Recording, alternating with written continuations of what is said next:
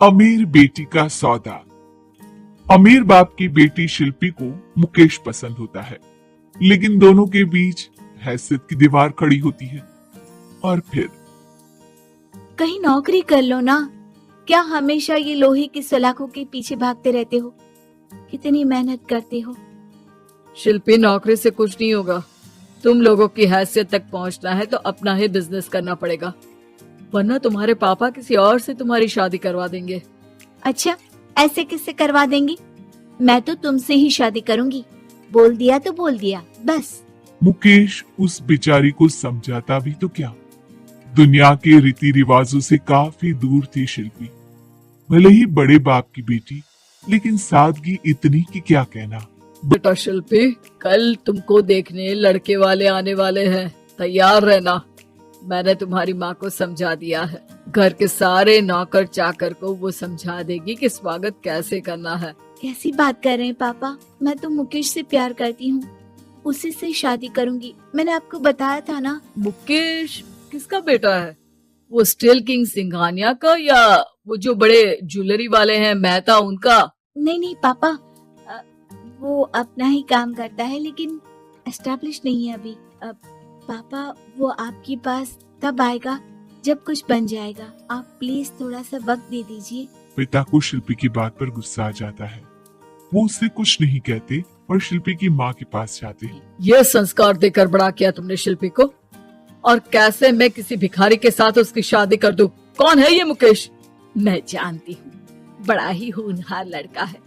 शिल्पी से बहुत प्यार करता है और शादी करना चाहता है।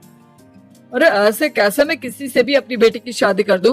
कोई भी उठकर आए और कहे कि मैं शादी करना चाहता हूँ तो मैं शादी कर दूं?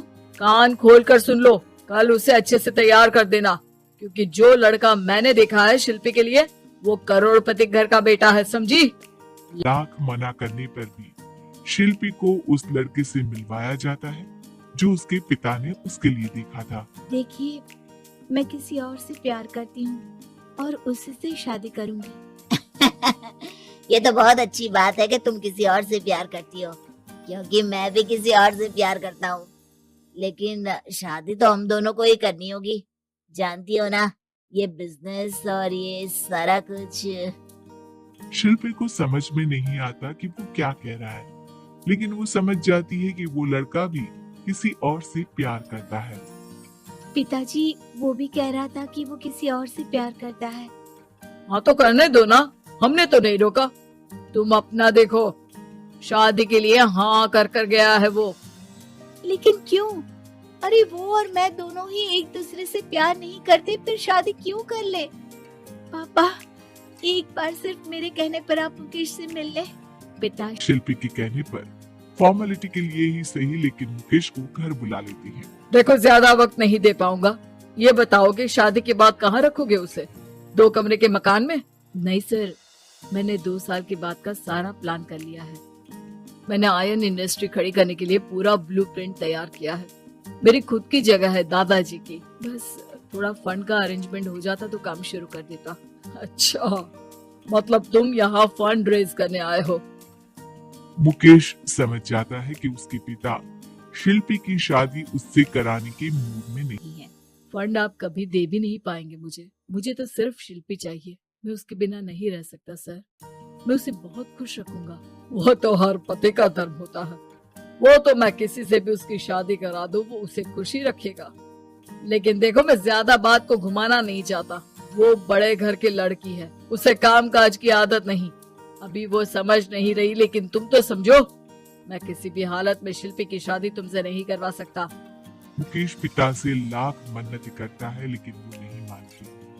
शिल्पी की शादी उस अमीर लड़के से हो जाती है। शादी के बाद क्या हम लोग मेरी माँ के घर चले? मुझे उन लोगों की बहुत याद आ रही है। हाँ हाँ, जाओ जाओ। वैसे भी आज मैं अपनी गर्लफ्रेंड के साथ मसूरी जा रहा हूँ, तुम जा सकती हो। कैसी बात कर रहे हैं? अब हम लोगों की शादी हो गई है, आप कैसे किसी और लड़की के साथ जा सकते हैं? अरे मैंने तो तुम्हें शादी के पहले ही बता दिया था कि मेरी कुछ गर्लफ्रेंड्स है। अब प्लीज ये टिपिकल बीवी वाला रोना धोना शुरू मत कर देना। शिल्पी पिता के घर जाती है और माता पिता को सारी बात बता देती है। इतना गंदा इंसान निकलेगा मैंने तो सोचा ही नहीं था। अरे क्यों कराई मेरी फूल जैसी बेटी की शादी ऐसे घर में। और तो क्या हो गया, शुरू शुरू में हर घर में ऐसा होता है, धीरे धीरे ठीक हो जाएगा। और वैसे भी उन लोगों के साथ हम लोगों की एक बड़ी डील फाइनल हुई है, समझी। उन लोगों से रिश्ता बनाकर रखो, तभी पैसों की बारिश होगी। पापा, अब समझ में आया कि आपने मेरे साथ ऐसा क्यों किया। मुकेश आपके सामने गिड़गिड़ा कर गया कि वो मुझे बहुत खुश रखेगा, लेकिन आपने मेरी शादी एक ऐसे लड़के से करा दी जो किसी और लड़की से प्यार करता है और शादी सिर्फ समझौते के लिए कर रहा है। पापा, मैं जा रही हूँ, लेकिन इस घर में कभी पैर भी नहीं रखूंगी। आपने मुझे सामान की तरह इस्तेमाल किया। माँ शिल्पी को बहुत रोकती है, लेकिन वो एक नहीं सुनती। कुछ समय बाद शिल्पी, मुझे नहीं लग रहा कि अब हम दोनों के बीच ये शादी और रह पाएगी। मैं किसी और से शादी करना चाहता हूँ। वैसे तुम परेशान मत हो ना, तुम्हारे पापा के साथ हम लोगों की डील जो चल रही है ना, वो नहीं रुकेगी, क्योंकि तुम बहुत अच्छी लड़की हो। ठीक है, मैं जा रही हूँ, तलाक के पेपर में साइन करके। लेकिन एक शर्त है, मैं कहाँ गई ये बात मेरे पिता तक नहीं पहुँचनी चाहिए। शिल्पी घर छोड़कर चली जाती है। वो एक नौकरी करती है और अपना जीवन खुद संभालती है।